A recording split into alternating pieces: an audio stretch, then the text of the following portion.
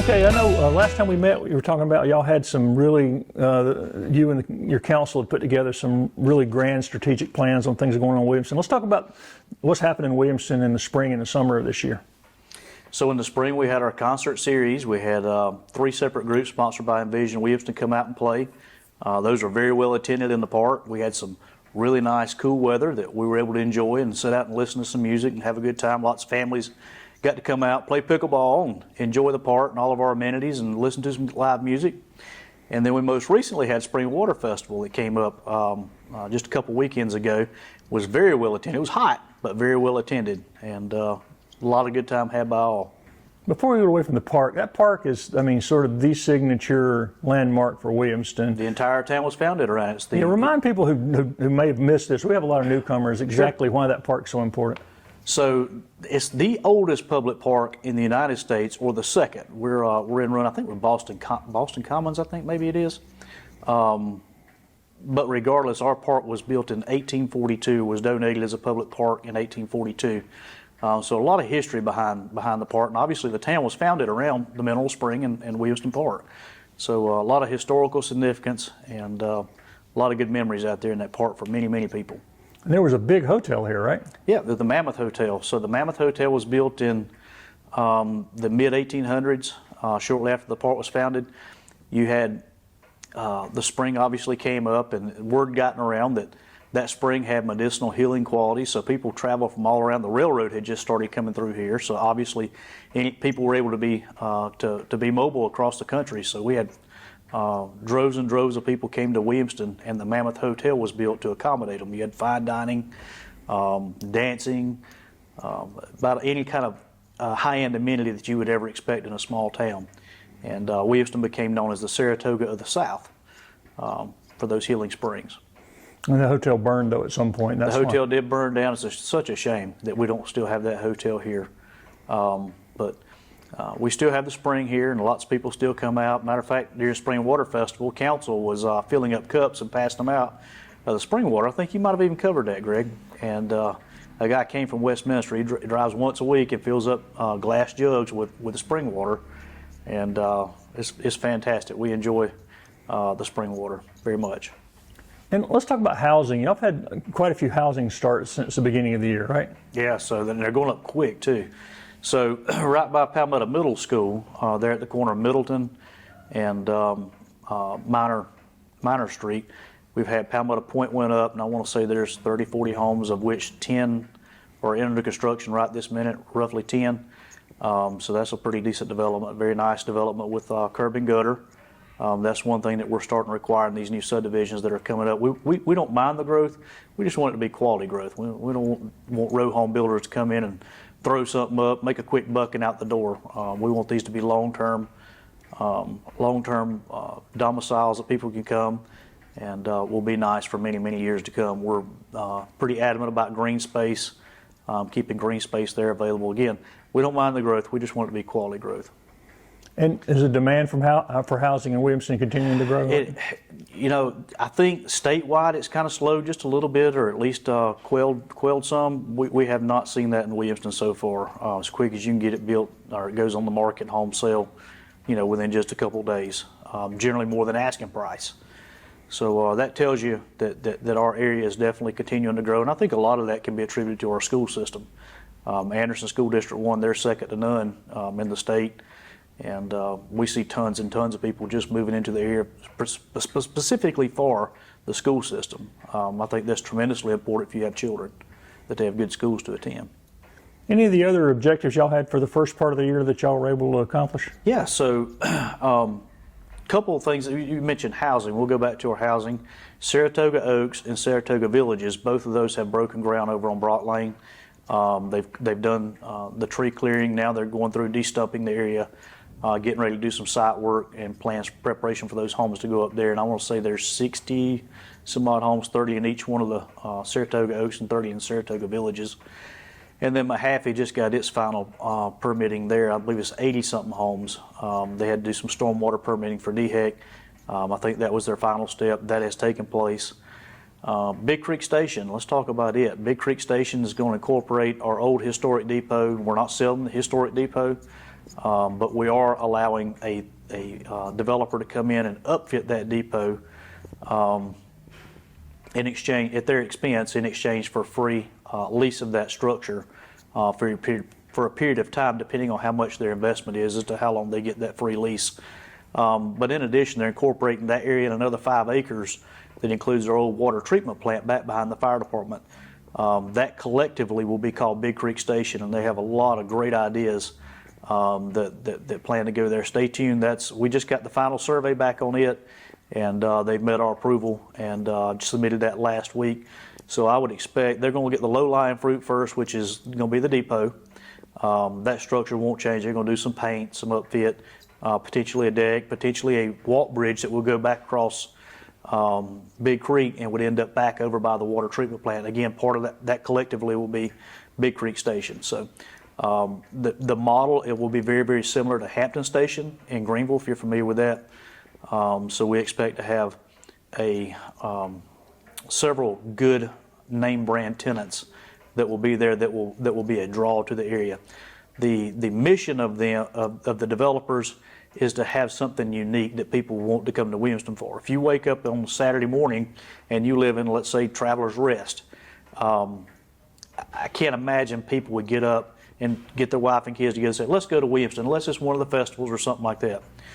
We want to make Williamston a destination where people enjoy coming and spending money, enjoying the amenities that we offer and have offered for many years, including the springs, the trails, the park, those type things.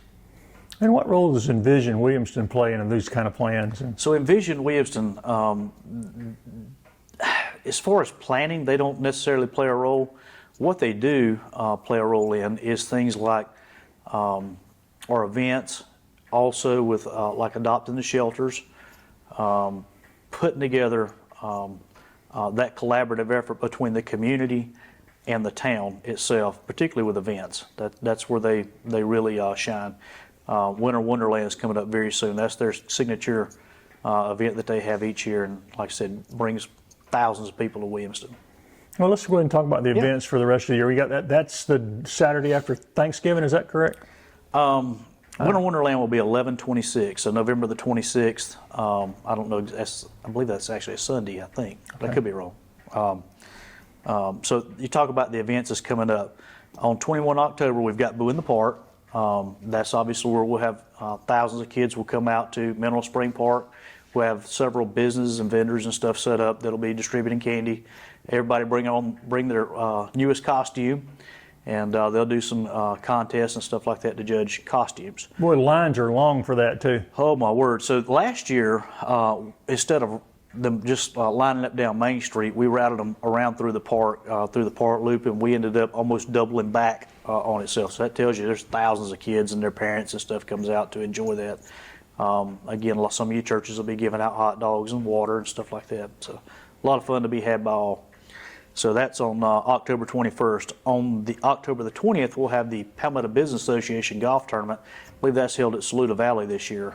That's always a good time. It's a good fundraiser for the Business Association. What is that? Tell me a little bit about the Business Association. So used to be called the Greater Williamston Business Association. Now it's called the Palmetto Business Association because it encompasses business from everywhere from Anderson to Pelzer, West Pelzer, basically within about a 10-mile radius of Williamston. It's a collaborative effort between those businesses to get together, figure out what works for each business and to try to grow those businesses. It's also a great networking tool for other business owners to find out about services that are offered local, so we keep money local. And then again, like I said, on November the 26th, we have the Winter Wonderland. That's become Envision Williamston's signature event. You'll have snow out in front of Town Hall. You have caroling. You obviously have Deck the Halls with all the Christmas tree lights. The park comes alive with lights everywhere. You'll have carriage rides, free carriage rides from Main Street will be shut down, so you'll be able to ride carriages throughout the park. Obviously, I'll be lighting the Christmas tree, and hopefully it'll go on the first try. We've had a couple of hiccups here and there when you get thousands of people at one place at one time. Obviously, that kills the cellular network and the Wi-Fi network. And our tree actually operates on Wi-Fi, so I'm able to hit a button on my phone, and voila, it's supposed to come to life. And no matter how many times I try it, it works great when there's not thousands of people here. When there's thousands of people here, I start sweating because you never know whether it's going to work or not. So hopefully it'll light up without any problems this year. So that's on 11/26. We'll have our parade, our Christmas parade on December the 2nd at 3 p.m. That's a little bit later than what we normally have.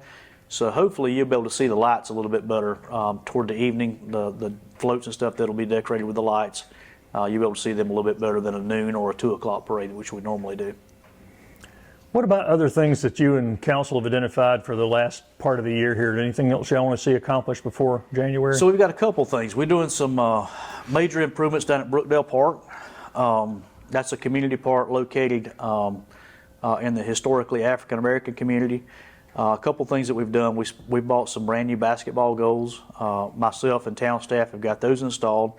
We've got resurfacing of those courts going on. I just got some quotes in. We're planning on lighting those courts up at night, but obviously that requires some nice stadium style lighting. So we hope to have that installed by the end of the year. That's at least a goal. And then council will be meeting in the next couple of months for some strategic planning on what we'd like to see with hospitality tax. And Greg, I'll tell you my thoughts on hospitality tax. Some jurisdiction will take the hospitality tax and use it for a kind of a one and done event. And that's great. We can still have events. The problem with that is that let's say that you have 1,000 people show up to an event. That would be a successful event. And that event costs $15,000, and everybody buys a cheeseburger from McDonald's, and the 2% hospitality tax, that still does not cover the cost of that event. So my thoughts are you spend the majority of that money on tangible things like pickleball courts, like park improvements, basketball goals, things that will continue to bring people in for 20, 30, 40, 50 years to come. And then that's the way you build the hospitality tax. And I'm proud to report that strategy has been highly, highly successful. When I took over as mayor, hospitality tax generated roughly $180,000 a year. We're up to about $260,000 a year. So that's what we have budgeted this year. So that strategy is working. It's effective. And long after my term is over, I'm hoping that we'll continue to build on those successes. So we've got some strategic planning to do. And obviously we welcome community comments as well in that planning. You mentioned pickleball. Y'all have become sort of a pickleball mecca, haven't you? Yeah, it's kind of gotten crazy. When our pickleball courts first opened, they've always been busy, but now it's gotten to a point where it's hard to find a court. And we're starting to get calls from people, hey, can we have a tournament out there? Or hey, can we reserve 4 courts or even 8 courts? And so far we've done that, and it's been very successful. First come, first serve. However, at the beginning of next year, we're probably going to have a fee to reserve the courts. Hopefully that'll make sure that there's some revenue that comes in to help maintain the courts in the future. But also that'll curb everybody and their brother from getting the free rental, and coming in and everybody trying to reserve at the same time and knocking out our residents from having the opportunity to be able to play the pickleball courts. We don't mind tournaments. We don't mind reserving the courts, but we want it to be reasonable too. If everybody and their brothers finds out that there's free reservations, they keep them reserved where nobody else can play. Now, do you play? I smack the ball around a little bit. I'm not real good at it. The biggest thing, I don't have time. When my term is over, I plan on going out there and being a pickleball expert. I'll have all the time in the world, I think, to go out and actually play pickleball. I enjoy it. It's a lot of fun. It's low impact. I tried playing tennis one time, and that's it. For an old fat guy like me, tennis is rough. It's a very strenuous sport. Pickleball is very similar, but nowhere near as strenuous. And I think that's the appeal that you see. At first I thought, that I would see a bunch of old folks out there playing pickleball, my age. But it's a very diverse mix of people, very diverse race. I mean, you'll see folks from all ages, all ethnicities, all out there playing pickleball. And it's encouraging to see 80-year-olds out playing pickleball with 12 and 13, 14, 15-year-olds. So it's taken our vandalism rate. We used to have tons of vandalism in the park. And now that thing's lit up like the 4th of July. There's people there 10, 11, 12 o'clock at night. And folks who are up to no good don't want to be around when there's good people occupying the park. So that's taken our vandalism rate, dropped it to next to nothing. Speaking of vandalism, our restrooms, as soon as you go into the park, the very first set of restrooms, I'm proud to say those have been completely renovated, including air conditioning. That was the spot to be at Springwater Festival. People were lined up to go in the restroom. It was a cool 62 degrees in the restroom, so that was a very, very refreshing opportunity to go relieve yourself and cool yourself off at the same time. Those will be special event restrooms. That used to be tons of vandalism in there. So those will be locked up and secured unless we have a special event. And so instead of bringing out porta potties, we now have air conditioned restrooms that you can go use. So that's been a big hit as well. Those are complete. Y'all are continually upgrading things in the park too. Oh, absolutely. It's not just Mineral Spring Park though. You've got Brookdale Park that we've been working on. We've done some shelter upgrades there, and we may end up actually replacing a shelter out there. We've got one that some of the concrete is not quite level, so we'd like to try to remedy that. Those will be talks, some of that discussion that council has as far as a strategic plan on what we do with hospitality tax. And again, for those of you who don't know, hospitality tax is 2% on prepared foods that can only be used to bring people into town who would not ordinarily come. So basically, it's tourist money. And again, it generates roughly $260,000 a year is what we're budgeted this year. That's a significant source of revenue for the town. It keeps the grass cut in the parks. It keeps the trees when they need to be trimmed, that type of thing. There's a lot of maintenance goes on in these parks, and so my take on it is let's take 10% of those monies that are generated annually and do some big projects with it, just like the pickleball courts. And how difficult would it be to maintain stuff like this without the hospitality tax? I'm going to tell you, Greg, with Act 388 in place, it would be absolutely impossible because the maintaining of those parks would have had to come from the general fund, and we just don't have it. And we couldn't raise taxes fast enough or generate enough revenue to be able to maintain the parks. It would be detrimental if we did not have the hospitality tax. I know the county's talked about doing hospitality tax at some point in time, and I think that if they presented a good plan, an equitable plan throughout the county, that I think the majority of residents would get on board with it. Again, I don't know how we'd survive without it. We certainly would not have the amenities and the nice parks that we have without it. Anything else people need to know about what's going on in Williamston? No, come see us, come play pickleball. Call me anytime. We'll roll out the red carpet for you. We'd love to have you come spend the day in Williamston. A lot of activities, a lot of good things to do. There's some hint of a few more businesses opened up that I can't talk about right now, but look forward to some information on Big Creek Station coming soon. I hope to have some signs, some social media that'll come out from Big Creek Station, and we'll be able to push that out on the town's website and social media platforms as well.